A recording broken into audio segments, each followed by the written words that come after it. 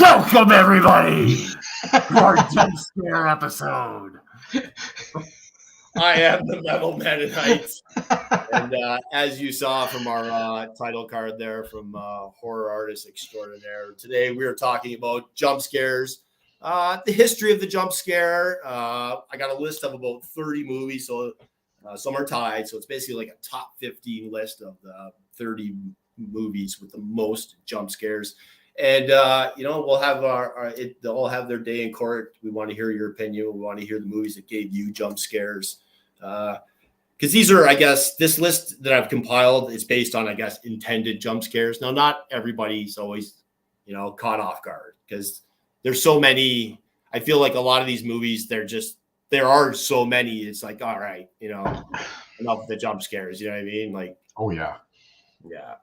But it's I delved into the history a bit, and it's pretty interesting. So we're going to talk about that. And as I said, throw your movies in the comments. As you see behind me, this is the one that did it for me.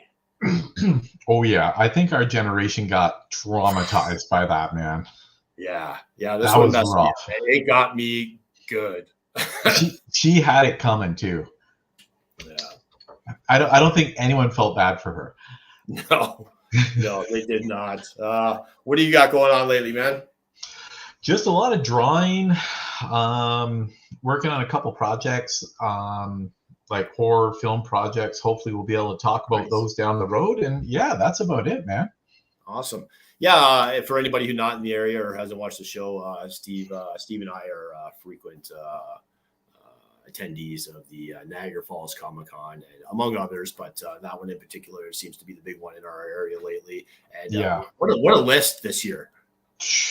They're knocking it out of the park. Edward James Olmos, Chevy Chase, Chase, like what? Yeah, Lou Diamond Phillips, Peter I know, Weller. Right? Yeah, I can't believe that. RoboCop.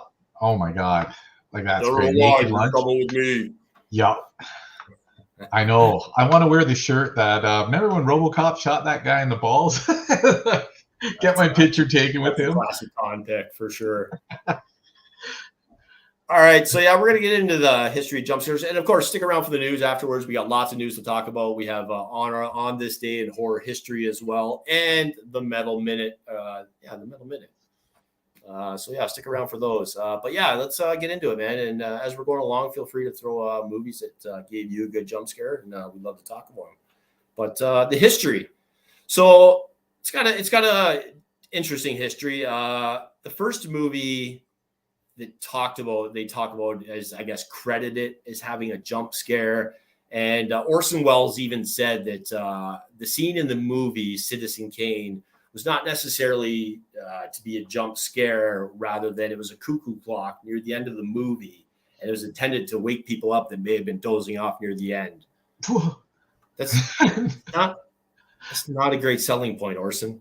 No, that doesn't say much about the movie. No, yeah. And if you've seen Citizen Kane, you know. Mm-hmm. Yeah, it's a snore. But horror movie wise, and the first intended jump scare, the credit seems to go to Cat People. Whoa. 1942 horror movie. The jump scare that was intended was edited by Mark Robson. And the scene was it was a woman walking down a dark alley. We all know that scene.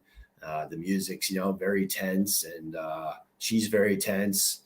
And as she gets towards the street, boom, the bus goes by. So it eventually became labeled as the Luton bus, which was the bus that ended up coming up and scaring everybody, much like the Wilhelm scream. It's used in so many movies. The jump scare started as the Luton bus. So, oh, wow. Not really used intentionally again for many, many years until Carrie, which no way. Which, if you've seen, that end scene, man, like I said, scared the crap out of me. Yeah, that knocked a few years off my life, that one. Yeah, way too young. We're seeing it way too young. I love that our generation was watching all these films we should not have been watching, right? But Mark Robson credited with editing Cat People. They said it came up with the combination of the quick scene changes, loud noise, and the building tension that would no doubt startle people. That is amazing. Yeah. Became known as the Luton bus, named after the producer Val Lewton. Val Lewton, he was a Russian author, Russian American novelist, known for his string of low budget horror films. He did a lot of films for RKO. Worked with Boris Karloff. Some of the movies he did during his career were I Walked with a Zombie, Ghost Ship, the original, 1943. I Walked with a Zombie was 42. Curse of the Cat People in 1944. Worked with Boris Karloff in The Body Snatcher in 1945. And Isle of the Dead, also starring Boris Karloff. Yeah. Wow. He worked with some like A-listing horror people, eh? Yeah, definitely. Wow. One of the other movies he was actually a writer on was the original, he was an editor in the 1937 version of A Star Is Born. Now, you're probably familiar with the most recent remake of A Star Is Born with Bradley Cooper, Lady Gaga. Won an award for Best Original Song or something like that, an Oscar. That movie was remade 4 times. Really? Yeah. In 1937, it was made, the original. Then in 54, it was remade again with Judy Garland. Oh, wow. In 76, it was remade with Chris Christopherson and Barbra Streisand. What? Really? Yeah. Whoa. All 4 movies totaling 25 Oscar noms and 3 wins, and one of them being the Lady Gaga win from a few years ago there. So, yeah. He didn't just work on horror movies. But we talked about Carrie being the most modern version, and then the 80s. The 80s got a little silly. Yeah, I love the 80s. I definitely am an advocate of the 80s horror movies. As cheesy as they are to go back and watch, but I still love them. Yeah, but not just movies, video games for jump scares. Oh yes, I mean, I think no bigger than Resident Evil for starting off. I was just going to say Resident Evil is brutal for that. When you turn up the volume and everything, oh man. Yeah, man, that game was for sure. If you didn't jump and play Resident Evil, you're a liar. You're a liar. Even Silent Hill at parts. Holy cow. A few other games. Yeah, you mentioned Silent Hill. Zombie U was great too for the Wii U gamepad when it first came out. I think it's called something else now. You can get it for like PlayStation and Xbox now. It's been rebranded. It's like Zombie, iZombie or something like that now. But really, it was a really good game. It was a first-person game by Ubisoft, and basically you're in the UK. And it was really cool because with the Wii U gamepad, that actually acted as your map and your inventory while you were looking up at the screen and controlling it with the it was actually really cool. Very innovative. That is cool. And the zombies were crazy. Oh yeah. There's another game that I played recently too. It's a cheaper game that you can pick up for download. I know it's on Xbox. I'm not sure about PlayStation, but it's called Little Nightmares by Bandai Namco Games. I don't know that one. Yeah, great little game. So yeah, all right. Check the comments here. Now I used to play a game. Ooh, Call of Cthulhu. Yes, my son. Yeah, Benny, you play that. Yep. That is a really good one, the Call of Cthulhu. Yeah. I used to play one when I was a kid, when like right after Commodore 64, the next generation of computers, there was a game called Alone in the Dark. Okay.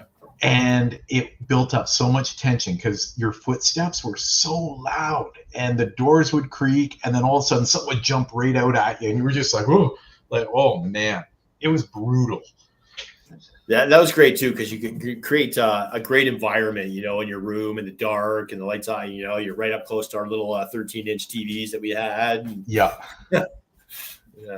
How you doing, James? Thanks for joining the show. We're talking about jump scares. So if you got a movie that really gave you a good jump scare, we'd love to hear about it. Throw it in the comments. But yeah, I was just about to start our list of. So this is a list I found. The movies with the most jump scares. Now I basically kept like the most notable ones. There's a couple I didn't hear of, but so coming in at number 15 was Quiet Place, the 2008 movie starring John Krasinski and Emily Blunt. Oh yeah. The first one had 14 jump scares, and the part 2 had 18. These were great Wow. movies. Yes, they're really good. They were pretty intense for sure. Oh yeah. I can imagine in the theater there was probably a few good jumpers for sure. Yeah. With that, with like the sound systems they have in there, yeah, you'd be right. I don't think I saw the first one in theater. No, I I definitely did. saw the second one. Oh yeah. Yeah. Nice. Yeah. Next we have coming in at number 14. We've got a couple here tied at number 14. First up is Clive Barker's. Oh, sorry, James Wan's Dead Silence. Whoa. The 2007 movie had 15 jump scares. I haven't. I've heard of this one, but I haven't seen it. I have not seen that, and I'm wondering why. Because I love James Wan. Right? Yeah. Yeah. Wow. Tied with 15 at number 14 was a movie. I definitely know I've seen this, not probably since 1995, the year it came out, but 1995, Clive Barker's Lord of Illusions. Oh my God, yes, I remember Scott this. Bakula and Famke Janssen. Yeah. It was a bit of a groaner, especially for Clive Barker. Yeah. There's probably a reason I only watched it once. Yeah. Big Nightbreed fan. Clive Barker. Yes. Next up, we got a few tied here at number 13 with 16 jump scares as we move up the list here. First up is 2005's House of Wax. Oh, man. Starring Alicia Cuthbert, Paris Hilton, Brian Van Holt, Paris Hilton, and Jared Padalecki. The famous screen debut of Paris Hilton. House of Wax. Blow no candles, man. There was a brutal part in that, though. Easy. Where Buddy started poking at his friend, and you've seen his eyes looking around, and they kept poking and then like peeling the wax off, but it was his skin. Oh. Yeah. I'm sometimes afraid to go back and watch those movies that I know I loved when I saw them, but haven't seen them in years, and they just all of a sudden pop into my life, and I'm like, oh, I should watch that. And I'm like, should I? Yeah. Should I? Because the memory's pretty great. You can't go back. Yeah. And thanks for joining the show, Jay. Jay Stu. Tied with House of Wax at number 13. Rec 2. Ooh. With 16 jump scares, also a 2009 movie. I know you've seen these, right, Steve? Yeah, they're a good series. I like them. Yeah. I know you've recommended them to me. Yeah. Yes. They're really good. Like found footage, really good. Yeah, I definitely need to check these out for sure. I know a lot of people poo-poo the found footage films, but these are actually really good. Yeah. And also, which I seem to be missing the picture for, but I know if you're a horror fan, we've all seen it. Also tied at number 13 with 16 jump scares was Candyman, the 1992 version with Tony Todd and Virginia Madsen. Oh, nice. Yeah. Wow. I don't remember jump scaring in that. Yeah, I don't know. Not all jump scares, but had a couple of good ones, especially with Adam. Oh, partner. Oh, yeah. Yes. Yeah, for sure.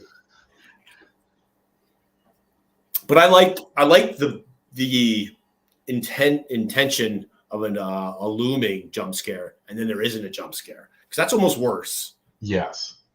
Yeah. I know, because it builds you up, and then you're like, oh, you know who does that really well? Scream. The Scream franchise does that in the later movies, because you're expecting Ghostface to be behind something, they'll close the door and he's not there, and you're like, oh. I know people try to make an argument for, Scream, they're not the classic horror movie, not the horror movie that, the hardcore fans like, but they are great movies, and it's a classic whodunit. Yeah. In a family-friendly horror environment. Is it though? That first one where Drew got yeah. killed? Yeah, that was rough. I mean, man. I guess that's my bar. Let's watch this softcore horror movie.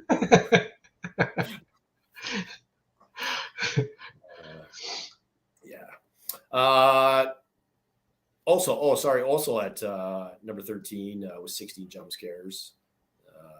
Stranger, Liv Tyler, the 2008 movie. That was intense.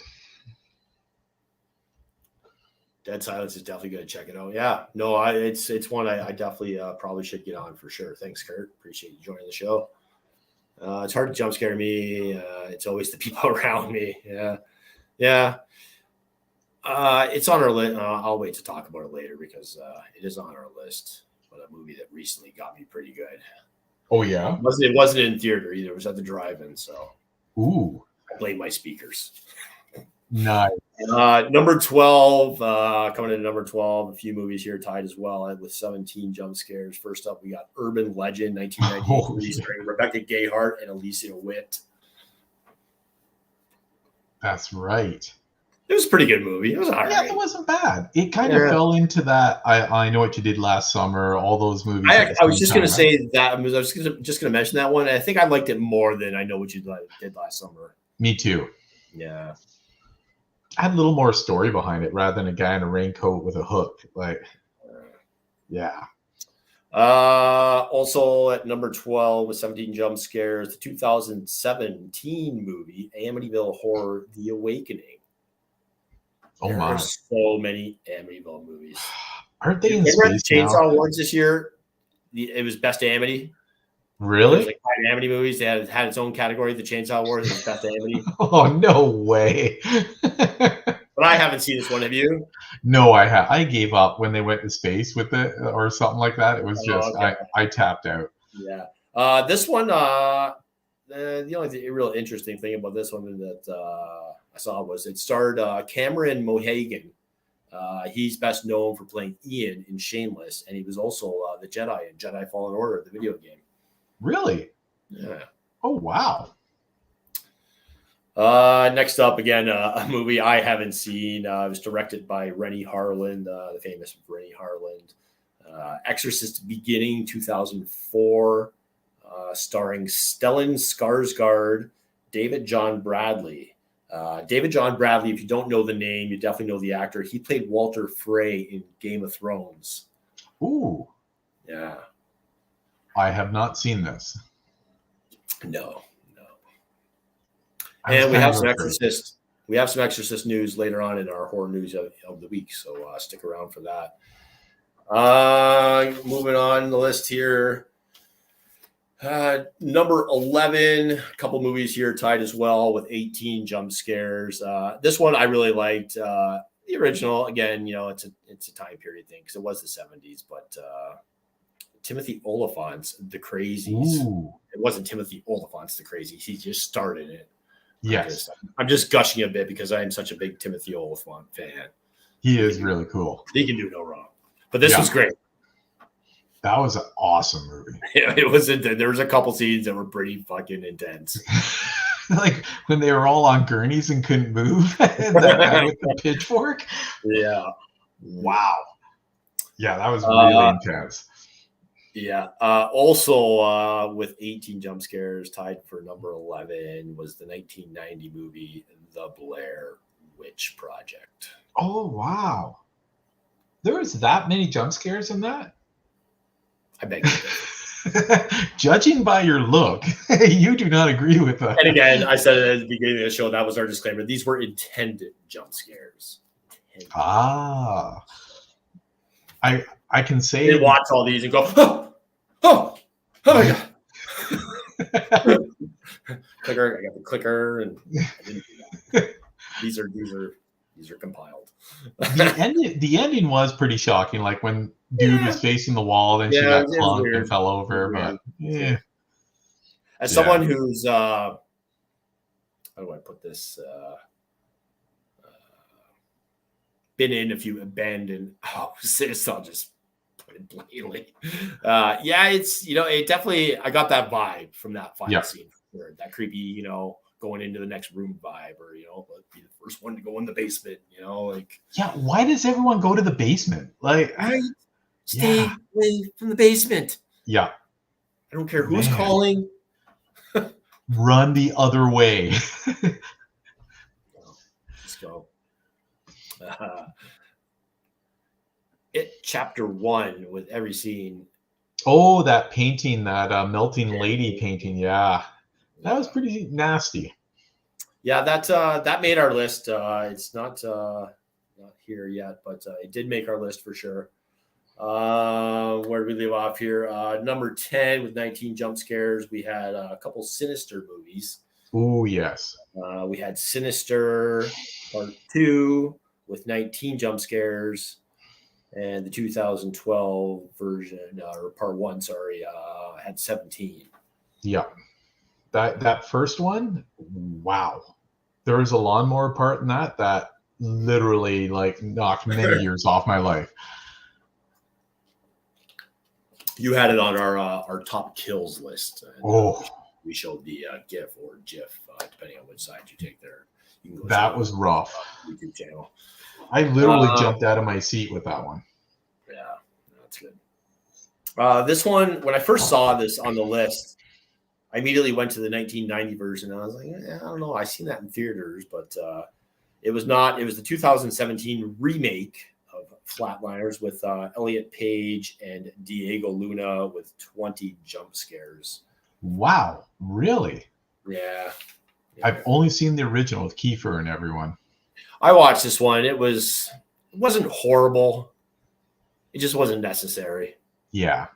That was a good movie. I don't know why they remade it. It was a decent movie. I liked it. And that cast was huge back then. Like Kevin Bacon, Kiefer, like they had everyone in it. It's funny. Year before even Seinfeld, the Seinfeld episode, I think. I remember, I don't know if it was a situation of, I went to go see it with different people, but we actually went to go see that movie twice, the original in the 90s. And however I made it there, the second time, I remember there was a cemetery scene. And as it was coming up, it just kind of dawned on me, I remember the scene coming up, and there's a part where I can't remember who it was, but they turned, they're like, "Did you hear that?" And I went, everybody just started dying laughing. I pulled a Costanza.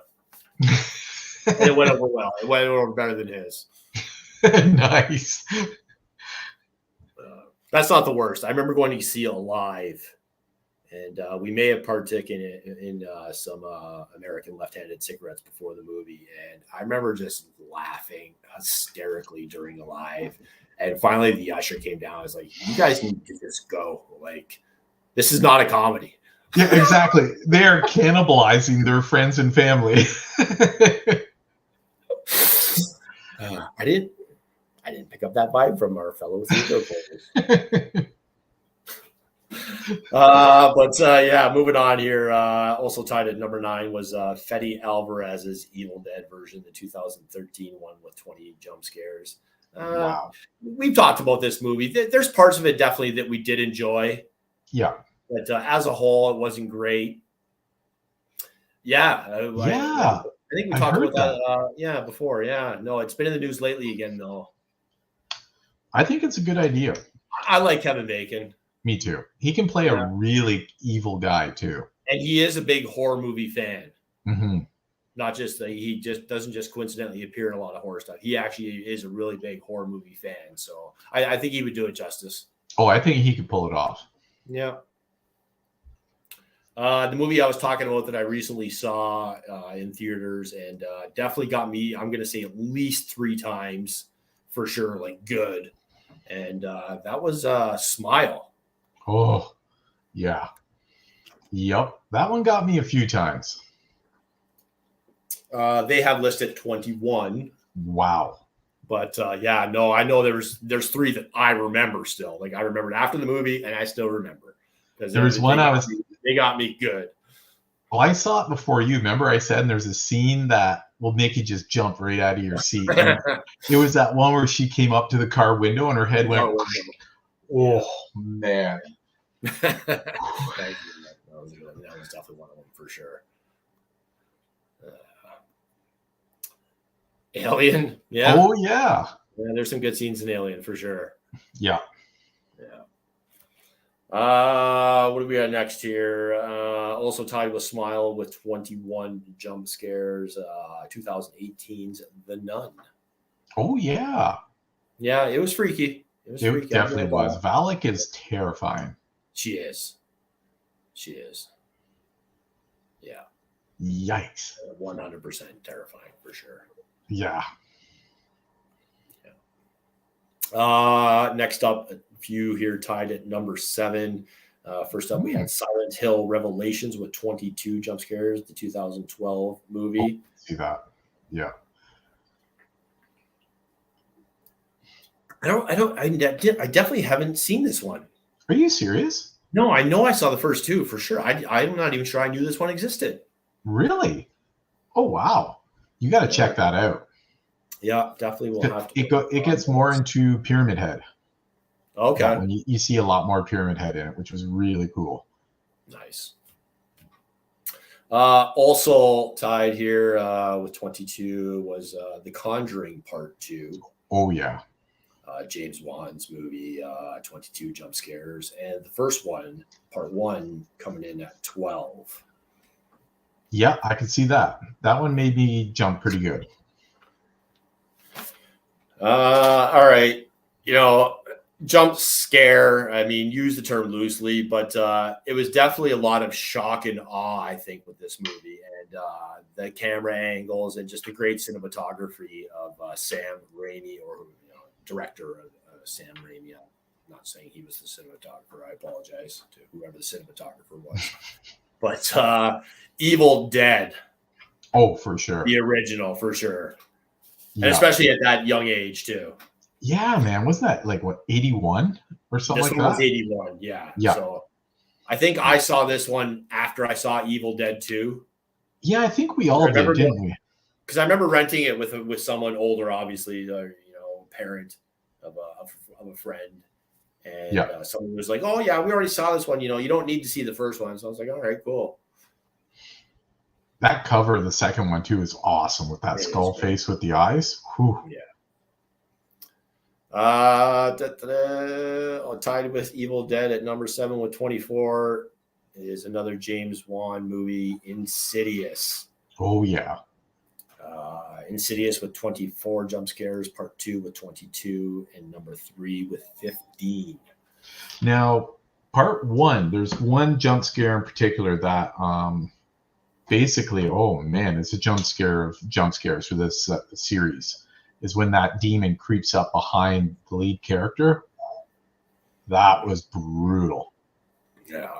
Have you seen these movies yet or not? I have seen the first one, I know for sure. Yeah. I think I saw the second one. Yeah, they're rough. Yeah, people, I think, to do some of these movies justice, you need to watch them, whether it's at the theater or whether it's at home. You need to put yourself in the environment of, if you're at home, throw the shades down, wait till turn the lights off. Like, do yourself a favor, get the full enjoyment out of these movies. And turn the volume up. Right. Surround sound helps. Sound helps.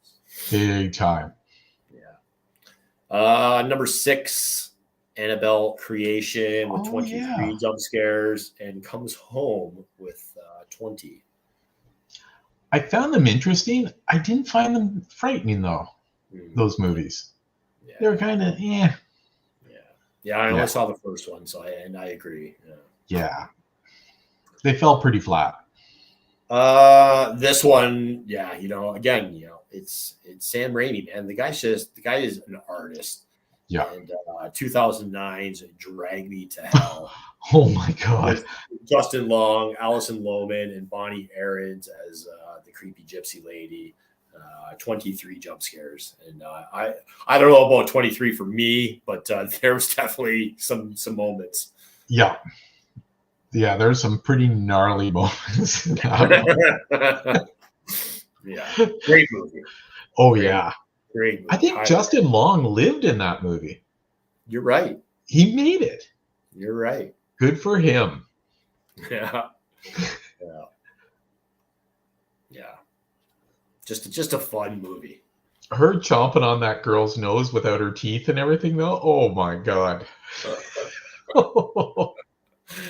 that was foul. Yeah. Also tied at number 6 with Annabelle, Drag Me to Hell is the 2009 version of Friday the 13th. Ooh. From director Marcus Nispel and Derek Mears, of course, as Jason Voorhees. I love Marcus's films. I love how he tints them and like color edits them. He is awesome. Yeah, he I got lucky enough to host his panel at Niagara Falls Comic Con last year or 2 years ago. I can't remember, but it was last year. Last year, yeah. I mean, it was a huge honor for me to be able to sit down with a guy of his caliber and pick his brain, especially because movies like this, which is just a freaking awesome movie. You see me here in between Marcus and Mr. Andrew Bernarski. He was kind of looking like the lion from Wizard of Oz there, right? Put that back up. Holy God. Yeah. I know he had more hair on the top and not that king of the forest. Let's just hope he's not tuning in tonight. Right. Or this could be our last show. Yeah. I'm sorry. Sorry, Andrew. I love you. He's an interesting guy, man. A few years prior to that con, we had an encounter with him where we shared a marijuana cigarette with him, and interesting guy. He made me put mine out because he said mine was too puny. And then he continued. Then he went to pull what I describe as the first thing that Cheech pulls out of his pocket during Cheech and Chong Up in Smoke. And here, light this up, man. He's like, "Oh man, this is a toothpick." He's like, "No, it's not a toothpick. It's a toothpick, man." He's like, "No, this is a toothpick." But I wasn't going to tell him. He just eats it. Ow. I wasn't going to tell him. Right? Exactly, eh? And, I don't even know if I'd run because I just, yeah. I think scared I could run faster than he could angry, so I might be able to get away, but oh man.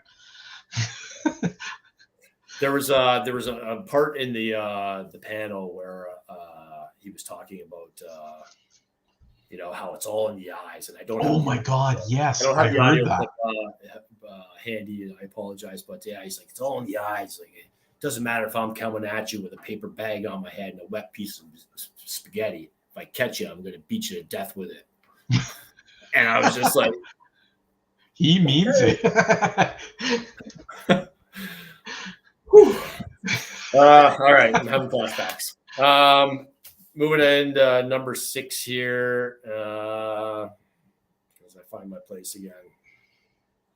We were talking about these movies earlier, the Scream movies. Number 3 had 23 jump scares. Scream 2 had 19. And again, they're fun movies, man. They're classic whodunits. I don't put them up there as my typical horror go-to movie, but it's a fun thriller. It is.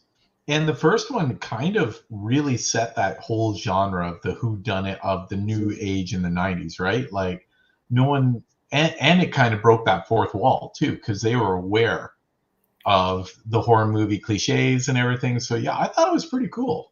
Yeah, I like that part of it for sure. This one, I literally just got goosebumps right now as I was looking at the next picture that I was about to put up. Because this movie, again, and I'm older at this. I'm like 24 when I saw this movie. And it still haunts me to this day.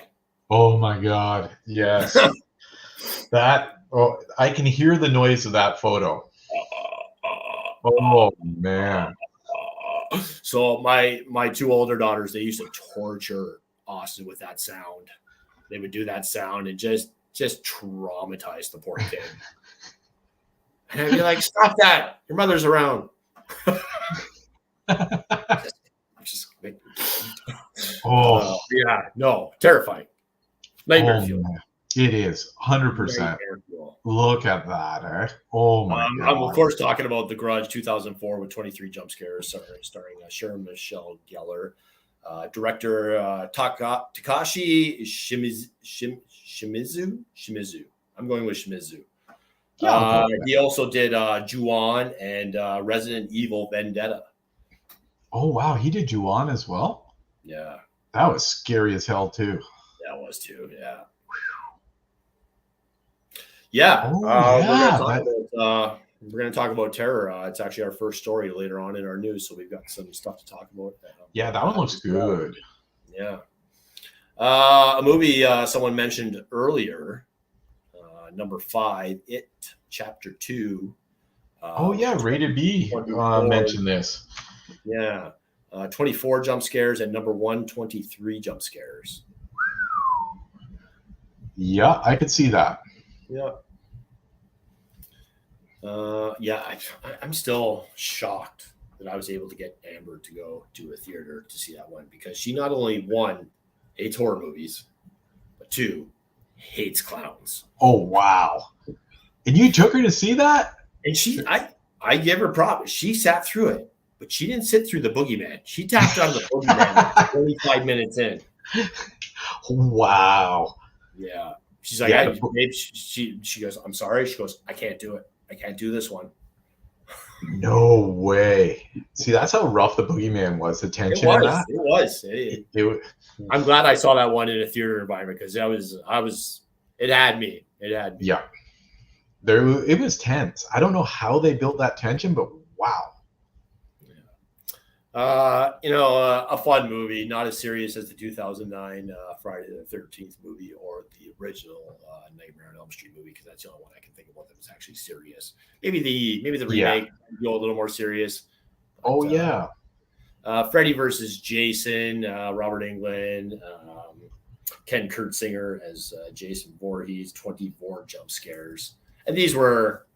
They went for it in this one. They just went, all right, we're just going to do it. We're just going to go all out, and it's going to be, it'll be can't be kind of like the 80s, but it'll be awesome.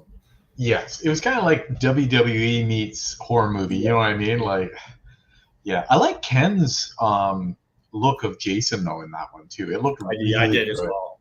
Yeah. Ding ding ding ding ding in this corner from Camp Crystal Lake.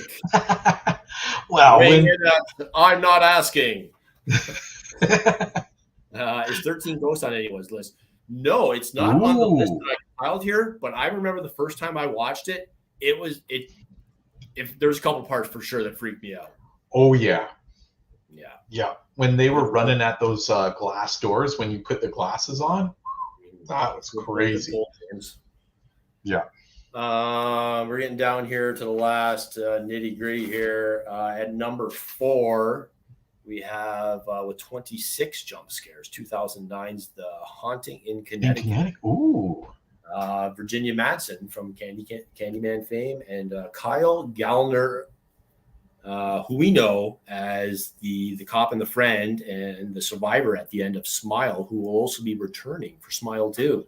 Oh, nice. Yeah. That's awesome. Yeah.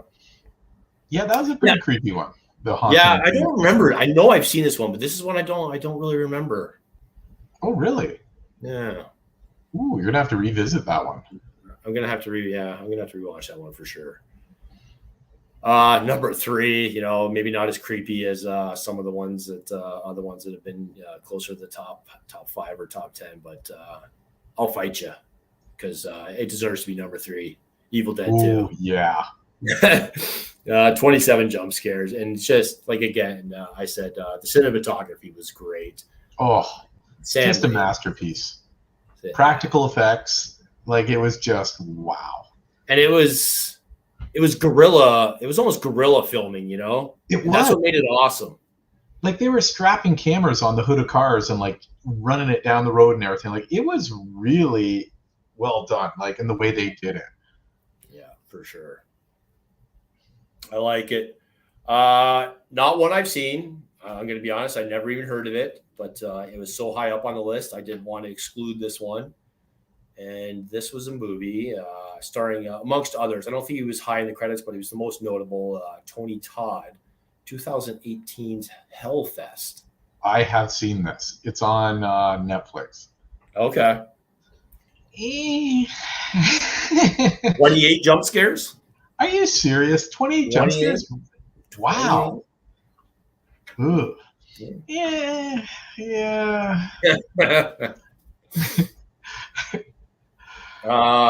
And number one with 29 jump scares was 2017's Resident Evil. Oh my God. Mila Jovovich and Ali Larter. I love Mila Jovovich, but these movies, man, come on. Yeah. Oh, I do like the first one where they were trying to get in that room and then all the lasers came out and like chopped everyone up into like little wee cubes. I thought that was pretty cool. Yeah. But yeah, they were just milking that franchise, eh? But yeah, that's the list. And again, if you got some, we'd love to hear from them as we roll along in the show here. My number one has got to be it's Carrie. Yeah. It was just, so impactful. And Poltergeist when I was a kid, that clown. Yeah. That for me, it was the tree scene. Yes, I remember you saying that tree really traumatized you, eh? Yeah. Man. First couple Resident Evil movies? Yeah. Yeah. Then she became like a superhero and stuff. Like, it was very odd. Yeah, they were, for sure. All right, so we're going to move on to the news. Again, we've got On This Day in Horror History coming up, as well as the Metal Minute, so stick around for those. But first, we got to pay some bills. Have you been charged for a crime you did not commit? Doesn't matter, man. Just because you did it doesn't mean you're guilty either. If they got you on camera, if they got a signed confession, if they got witnesses, none of this matters for Lobster Shark. You give them a call, they'll get you on the line with the right attorney, and they will have you out in no time. Lobster Shark, attorney at law. So go on and give them a call. Yeah, you know you want to. You know you want to. All right, horror news of the week. The original Poltergeist, yeah. No, it was great. Oh, man. You know what I'm not rewatching, but I never finished. Not horror, so I apologize for going off on this tangent. But a show I've been desperate for a good sitcom to watch because I've binged some of the classics that I love already, and so I'm like, all right, I got to try something kind of new. And I was hesitant to start New Sheldon because I love Big Bang Theory so much. And I was just like, it's actually pretty funny. Is it? It's actually pretty funny. I hate to admit it, it's pretty funny, man.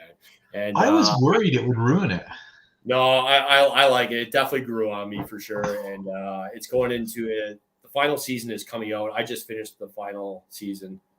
And there's one more season. It's only going to be like 12 episodes, I think. So it'll wrap up the story from season 5 or season 6, whatever it was in. But yeah, it's pretty good. That's cool. Yeah.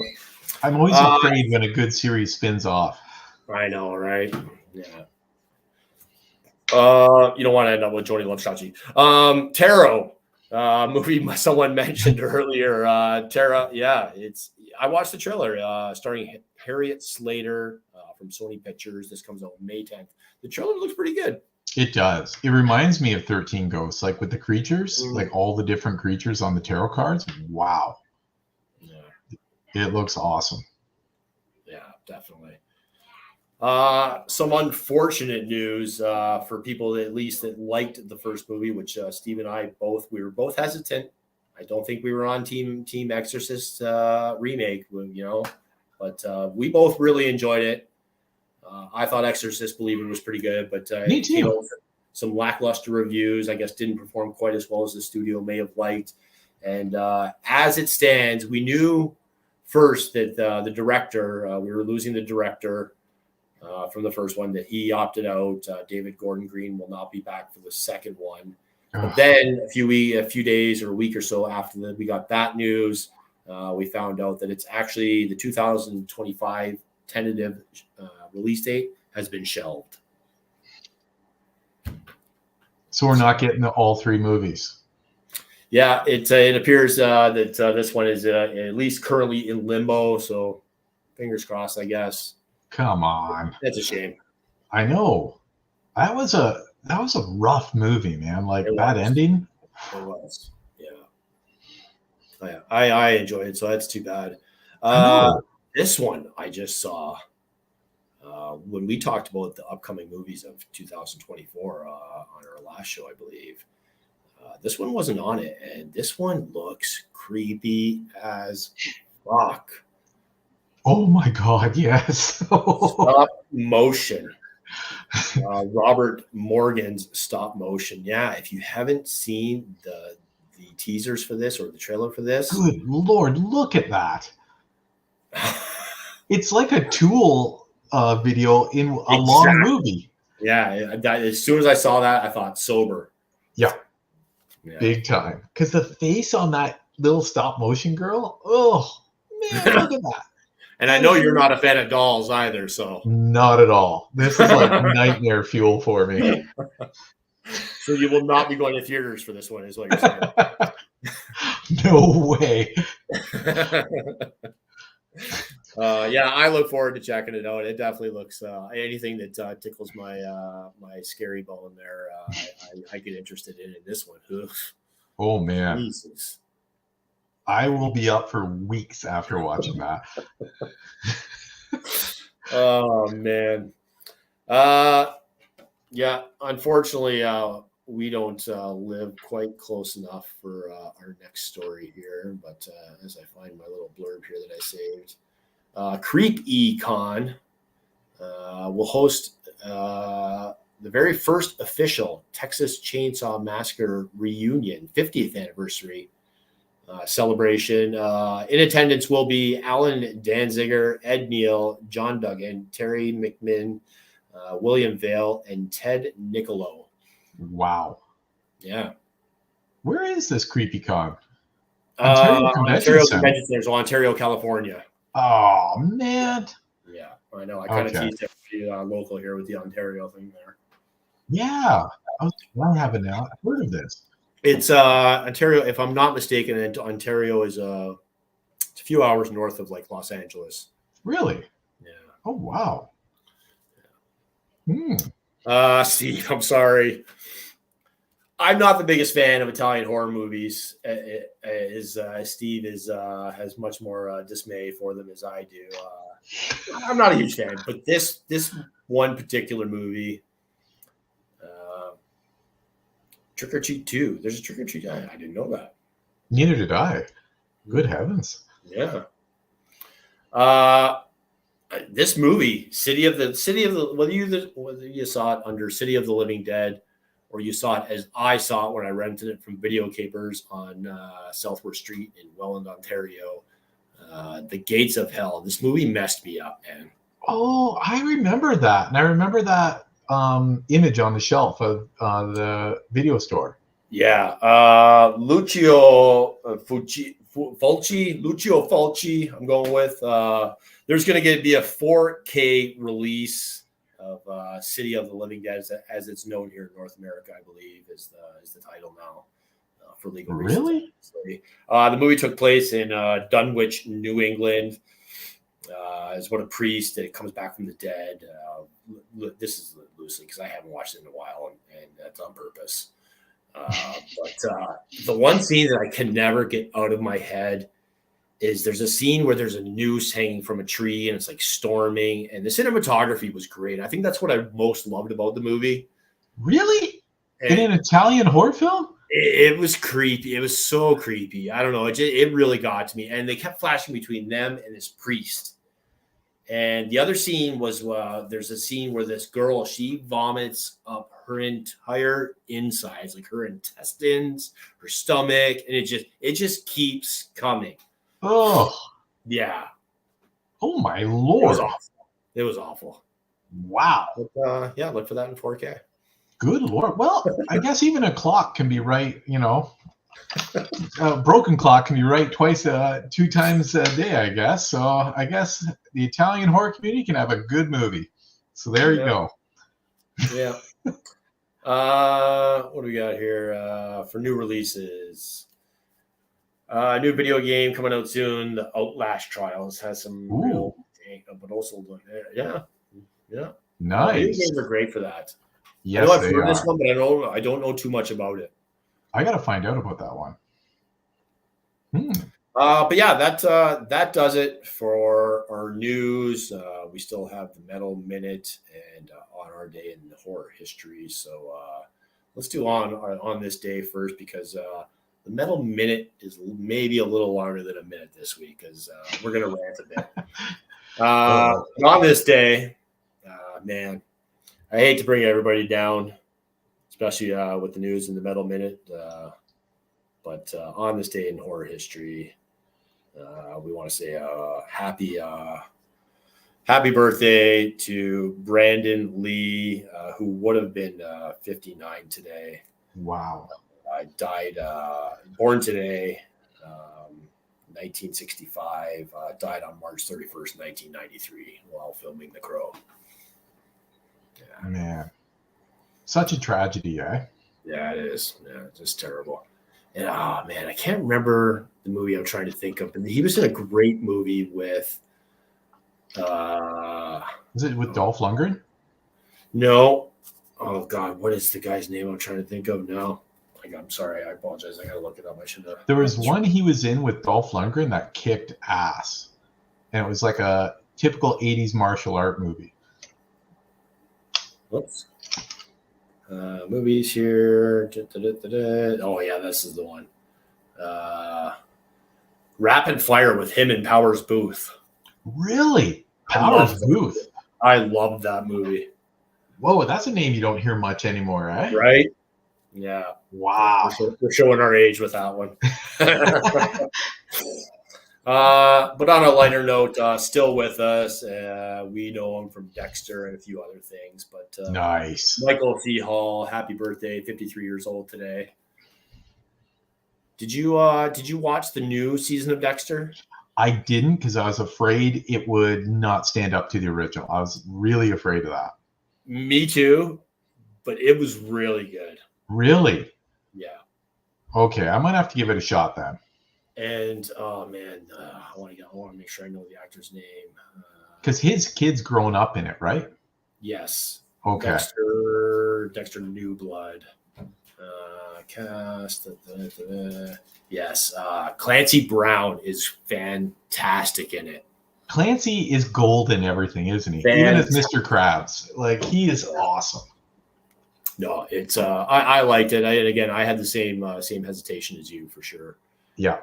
But yeah, that's our on this day in happy history. So Metal Minute this week. One day after Rob Zombie announced another leg of his Freaks on Parade, which I saw this past summer in Toronto with Alice Cooper and Ministry, and still the same lineup coming this summer to amphitheaters near you, not near us, but near you somewhere in the States. One day after the announcement of the tour, we found out that Peggy D leaving the band. Yep. Matt Piggy D Montgomery will be leaving the band after 18 years. He made his debut with the band on David Letterman. Oh, wow. Yeah. Also played with Alice Cooper and John Five separately from his time with John Five in the band. We also, we just had recently John Five leave the band. I apologize. Rob Nicholas. He will be replacing Piggy D. He also played with Rob Zombie from 98 to 06. Yeah, wasn't he a Hellbilly guy? Yeah, and he also played with Danzig and Ozzy Osbourne. Oh, wow. Yeah.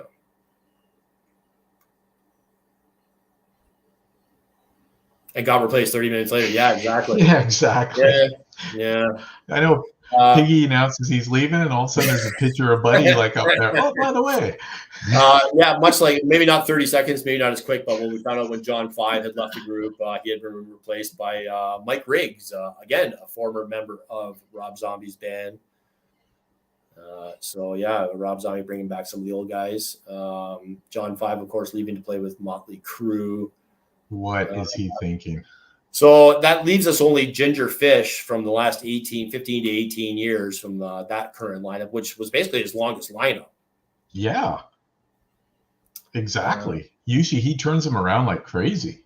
Yeah. Does that mean John Tempesta is coming back soon, or because that's the only guy left from the late, the breakaway from White Zombie to this. That's right. That we had. Wow. Yeah. So if Ginger up and decides to leave, guess who's coming in? Right. Wow. Yeah. So lots going on in Camp Zombie. I remember seeing an interview week or two after John 5 had left the group, and he said that they left on good terms. I said he told Rob about the offer to play with the Crew, and he said he obviously wasn't happy, but understood. Yeah. We haven't really heard an official statement from Rob about it. So, you know what I did notice? I follow both. Before John left, there was like photos of him touring with other guys, right?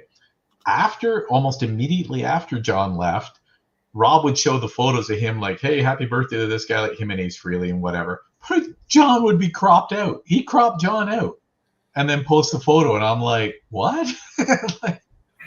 Yeah, that's like high school stuff, man. I love you, Rob, but I don't know, man. Like, do we have a Yoko situation going on here? I mean, I think we do.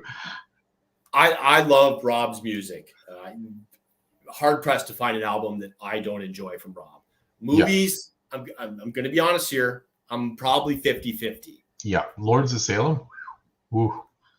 And, as great as she was as Beatty, I'm sorry, Sherry Moon, she's not a lead. She's not a lead. Please, for the love of God, don't ever remake Godzilla. I don't think she can pull it off. Have a giant Sherry Moon destroying Tokyo. I don't think she can pull it off. I don't. Oh, yeah. That's not a bad idea. Piggy and John can go to Slipknot. Yeah. See, and they rotate their guys just about as much. Yeah. It seems to be the biz now. Yeah. Well, hey, not this summer, obviously. I'm a huge Zombie fan. I've seen him almost 20 between White and Rob. I've seen him almost 20 times. So I look forward to seeing him again. He's obviously got some great replacements. I'm going to miss John. I'm going to miss Piggy. Yeah, John's awesome. But yeah, it's too bad. I think he needs to eat more meat, like what we were talking about. Or some meat. Yeah, meat. Like, I mean, so I when I showed this, I didn't do this edit, but when I found this edit, Amber's like, who is that? Like, she knew it was Yoko, but she's like, who's the dude? And I'm like, it's Rob Zombie. She's like, oh my God. She's like, yeah. She's like, I don't recognize him because he looks so healthy there. Yeah, right? All that veganism. Yeah. He looks like a piece of beef jerky now. Yeah. To each their own, I guess. Eat what you like. Eat what you like. Listen to what you like. I like meat personally. I think it's an important part of our diet. So. Oh yeah, man. And there's other ways to get protein too. I mean, you don't have to eat meat, but you should. Anyways, God, Rob. I said this to you. I'm like, good thing I already met Rob, because if this ever takes off, if we ever go anywhere, and these episodes get rewatched, or we get outed, or we get canceled, it's gonna be like Rob's gonna be like, "Fuck that guy." Man, you shit on me all the time. We don't want some carrot eating guy on here anyway. He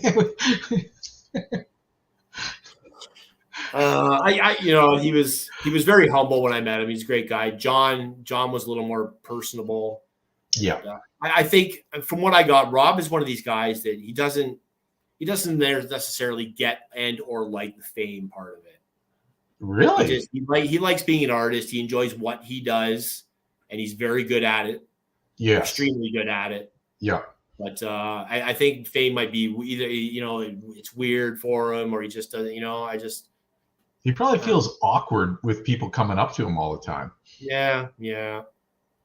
But John was great. And I've told this story to you before. I don't know if I've told it on this show, but a couple months, actually, only a few months, 2 months maybe, after I had met John Five and Rob in Scranton, Pennsylvania, they headlined with Megadeth.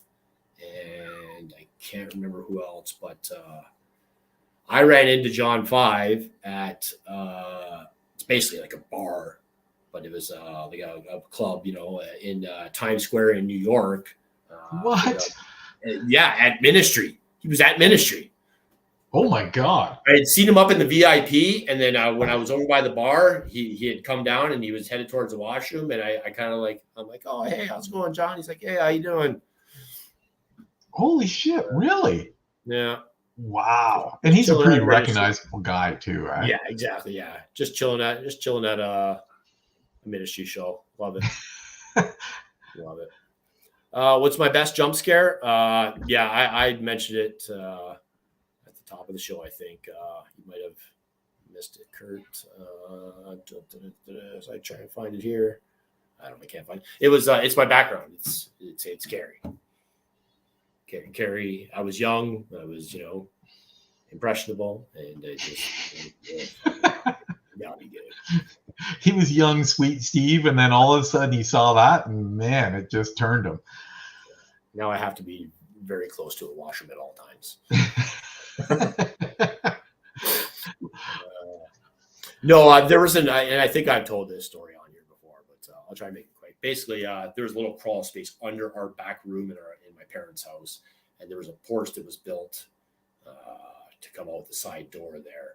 And as we found out as kids, crawling under the porch, because there was spaces in the slats of wood that we'd lose stuff down there, whatever, we'd have to crawl under to get it. There was an opening to under the house, and there was like a little tiny room that wasn't part of the basement. So it was just like, it was only about yay high. You had to crouch down there. But there was a hole in the concrete, and where the hole reached out there was about a 4-foot gap in between the house and the fence, where you'd have to come in through to the backyard, which I used all the time. And my friend Jason, aka Moose, he thought it would be funny to crawl under there and wait for me to come home and then stick his hand out the hole and grab my leg. Well, what he didn't bank on was my mom seeing the board that they had put up and the latch to keep us out of there. She basically locked him in, and he was down there for longer than he planned. So when I did finally come home, he did reach his hand out and he did grab me, a la Carrie, but it wasn't a la, I'm trying to scare you. It was, Steve, help! I've been under here for hours. And I was like, Jesus! What day is it?